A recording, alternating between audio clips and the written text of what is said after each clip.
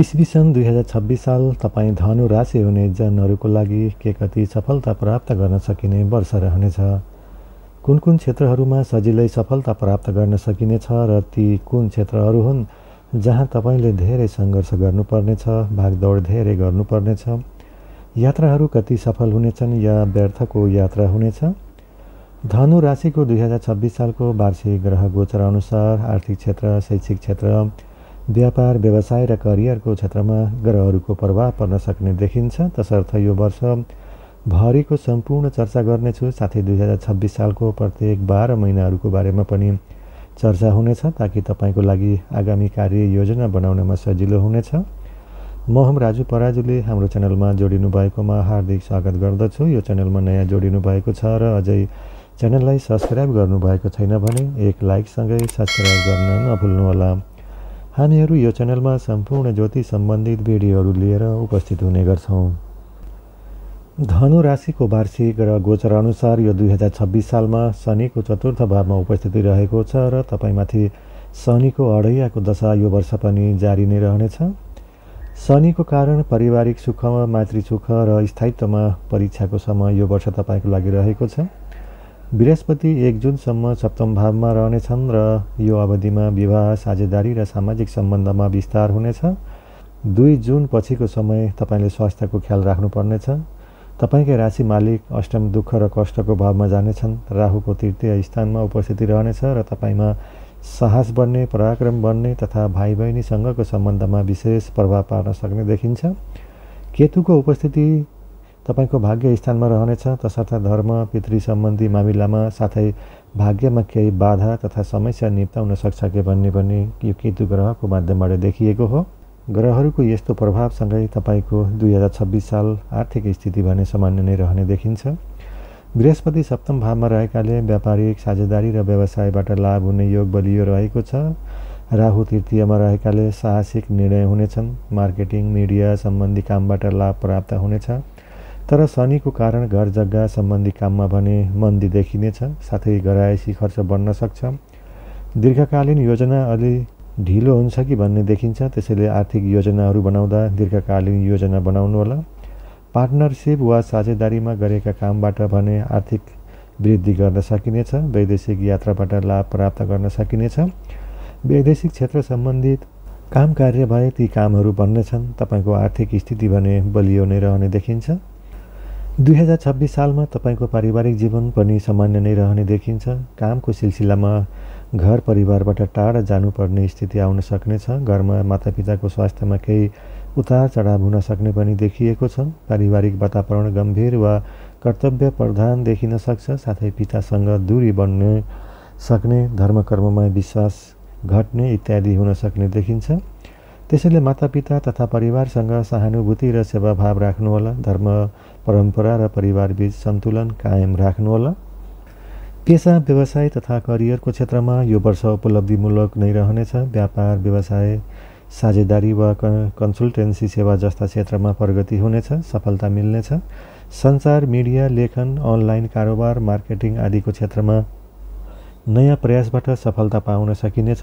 घर परिवारको बीच र करियरमा सन्तुलन बनाउन चुनौती देखिए पनि दीर्घकालीन रूपमा स्थायित्व भने आउनेछ।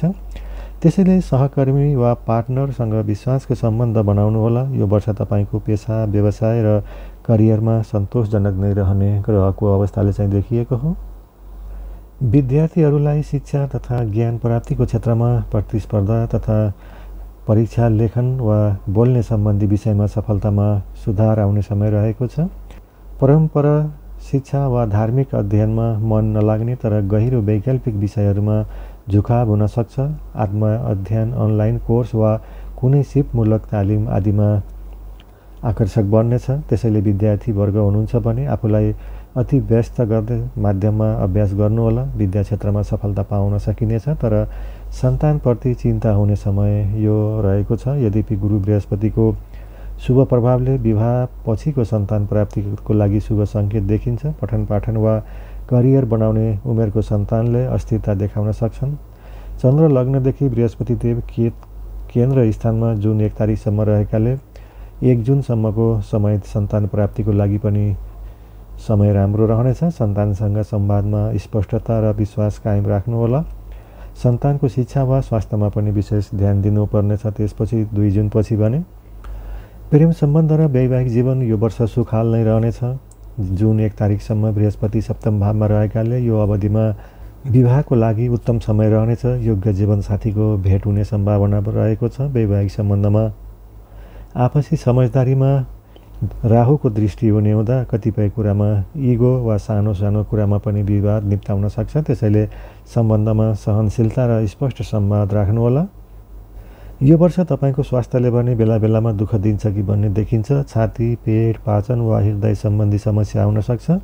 यद्यपि तपाईँमा उत्साहको ऊर्जाको भने कमी हुने छैन। चोटपटक, दुर्घटना आदिबाट तथा अनावश्यक जोखिमबाट भने बस्नुपर्नेछ। मोटर वाहन प्रयोगमा अलि सावधानी आवश्यक छ यो वर्ष तपाईँको लागि। धनु राशिको 2026 सालको ग्रह गोचर अनुसार व्यावसायिक र व्यक्तिगत विकासको राम्रो समय हो, तर पारिवारिक जिम्मेवारी, मातापिता र धर्म संस्कारप्रति कर्तव्यबोध गहिरो हुनुपर्छ। अनि मात्र तपाईँको लागि 2026 साल शुभ र सकारात्मक वर्ष बन्नेछ। यो वर्षको सकारात्मक पक्षहरू तपाईँको लागि रहेको छ। वैवाहिक जीवन र साझेदारीमा सुधार हुनेछ। आर्थिक प्रगति गर्न सकिनेछ। साहस, सञ्चार र लेखनमा उन्नति हुनेछ। तर तपाईँले यी क्षेत्रमा भने अलि सजग अपनाउनु होला। जस्तै पारिवारिक सम्बन्ध र स्वास्थ्यमा सजगता अपनाउनु पर्नेछ। धर्म र संस्कारमा ध्यान दिनुपर्नेछ। घर, जग्गा वा स्थायित्वमा अलि सजगता अपनाउनु होला। जग्गा जमिन किनबेचको कारोबार गर्दा सजगता अपनाउनु होला। यो थियो वर्षभरिको भविष्यफल। अब यो वर्षको सबै 12 महिनाहरू कुन महिना कस्तो रहनेछ यसबारेमा संक्षिप्त चर्चा गरौँ। जनवरी 14 देखि फरवरी 15-20 को समय अर्थात् माघको महिना तपाईँले आर्थिक कारोबार गर्दा अलि सजगता अपनाउनु होला। साथै यो महिना आफ्नो बोलीलाई कन्ट्रोल गर्नुहोला। तपाईँकै बोलीकै कारण लाभ या हानि हुने देखिन्छ। खर्च बढ्नेछ। सोचे जस्तो लाभ लिन अलि गाह्रो हुनेछ। खास गरी सरकारी कार्यक्षेत्रमा हुनुहुन्छ भने यो महिना तपाईँको लागि सोचे जस्तो लाभ लिन अलि बढी सङ्घर्ष भने गर्नुपर्नेछ। 16 फरवरीदेखि 15 मार्च बिचको समय अर्थात् फागुनको महिना भने तपाईँको लागि शुभ महिना रहनेछ। सफलता मिल्ने महिना रहनेछ। जुन क्षेत्रमा पनि व्यवसाय गर्नुहुन्छ, नोकरी गर्नुहुन्छ, त्यो क्षेत्रबाट सन्तोषजनक नै रहनेछ। तपाईँको आत्मबल बढ्ने, जोस र हिम्मत बढ्ने र आँटे ताकेका धेरै काम बन्नेछन्। रमाइला यात्राहरू हुनेछन्। तर भाइ बहिनीसँगको सम्बन्धलाई भने सुधार गरेर लैजानु पर्नेछ। 16 मार्चदेखि 14 अप्रेल बिचको समय अर्थात् चैत्रको महिना भने तपाईँको लागि केही चिन्ता थपिन सक्छ कि भन्ने देखिन्छ। चल अचल सम्पत्तिमा विवाद हुन सक्ने, घरायसी कामको लागि खर्च बढ्ने देखिन्छ। साथै मातापिताको स्वास्थ्यको कारण चिन्ता थपिन सक्छ। मातापिताको स्वास्थ्यको ख्याल राख्नुहोला। 15 अप्रेलदेखि 15 मई बिचको समय अर्थात् वैशाखको महिना भने तपाईँलाई सन्तानको कारण केही चिन्ता बढ्न सक्ने देखिन्छ। तर विद्यार्थीहरूलाई भने प्रतिस्पर्धी परीक्षामा सफलता मिल्नेछ। इन्टरभ्यू आदिमा सफलता मिल्नेछ। 16 मईदेखि 15 जुन बिचको समय अर्थात् ज्येष्ठको महिना तपाईँको विजयको महिना रहनेछ। ऋण, रोग, शत्रु बाधाबाट मुक्ति मिल्न सक्नेछ। मुद्दा मामिलामा आदिमा तपाईँको जित निश्चित देखिन्छ। प्रतिस्पर्धीहरूलाई हराउन सकिनेछ। शत्रुमाथि विजय भइनेछ। नोकरी एवं करियरमा उन्नति र सफलता मिल्नेछ। चौतर्फी सफलताको महिना रहनेछ तपाईँको लागि यो जेठको महिना। 16 जुनदेखि 15 जुलाई बिचको समय अर्थात् असारको महिना भने तपाईँको लागि व्यापार, व्यवसाय र दैनिकी आम्दानीमा केही मन्दी भए जस्तो देखिनेछ। सोचे जस्तो लाभ लिन अलि कठिन हुनेछ। साझेदारीमा गरिएका काममा पनि खासै उपलब्धि हुने देखिँदैन। साथै पति पत्नी बीच दाम्पत्य जीवनमा पनि मनमुटावको स्थिति आउन सक्ने हुँदा बोली वचनमा संयमित अपनाउनु होला। 16 जुलाईदेखि 15 अगस्त बिचको समय अर्थात् साउनको महिना तपाईँको स्वास्थ्यमा केही समस्या देखिन सक्छ। खानपिनमा विशेष ध्यान दिनुहोला। मोटर वाहन प्रयोग गर्दा अलि सावधानी अपनाउनु पर्नेछ।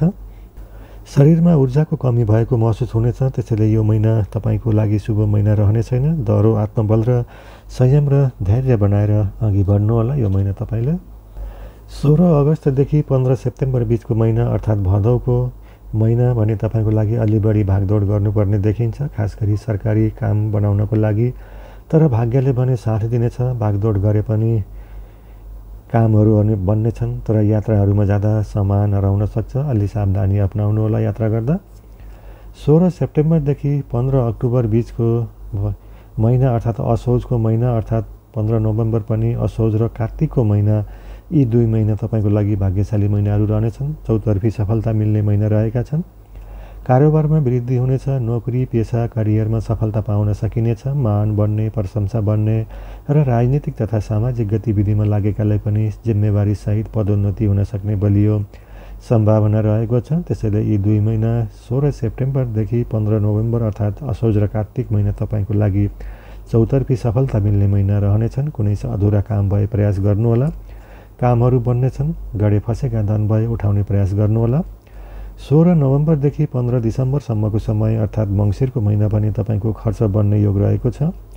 अनावश्यक ठाउँमा बाध्यात्मक खर्च गर्नुपर्ने हुनसक्छ। त्यसैले यो महिना आर्थिक कारोबार गर्दा अलि चनाखो हुनुहोला। यो महिना तपाईँको लागि शुभ महिना रहने देखिएन। लामो यात्रामा अवरोध आउन सक्छ। स्वास्थ्यको लागि धन खर्च हुन सक्छ। अलि संयम अपनाउनुहोला यो महिना। दर्शकबिन, यो थियो 2026 सालको धनु राशिफल। अरू जानकारी लिनु परेमा कमेन्टमा लेख्नुहोला। हामी तपाईँको जिज्ञासाको सबै समाधान सम्बोधन गर्नेछौँ।